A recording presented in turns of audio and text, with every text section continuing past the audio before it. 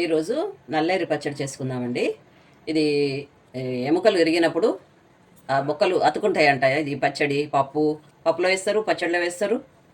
ఇంకా దీని గుజ్జు తీసి చపాతీలు కూడా చేస్తారండి. ఈ విధంగా ఉంటుంది మొక్క. దీన్ని మనము మునక్కాయ తీసినట్టు తీయాలన్నమాట. ఇట్లా ఇలా ఈ విధంగా తీసుకోవాలి. పల్లీలు వేగిపోయినాయండి. నువ్వులు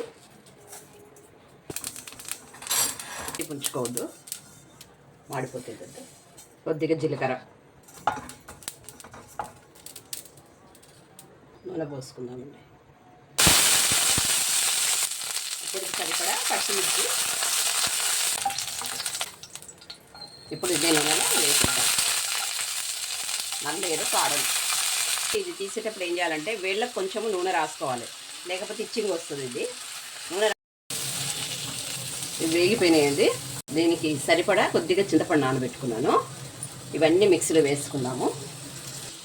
ఇవన్నీ పల్లీలు, నువ్వులు, పచ్చిమిర్చి, జీలకర్ర, చింతపండు, ఉప్పు ఇవి వేసి 4 వెల్లుల్లి రెబ్బలు వేసేసి మిక్సీ పట్టేస్తాను. తయారైపోయిందండి. దీనికి తాలింపు వేసుకుందాము.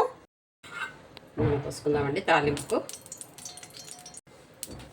ఆవాలు, జీలకర్ర వేసుకుందాము. కొద్దిగా శనగపప్పు, ఎండుమిర్చి కొద్దిగా, కరివేపాకు.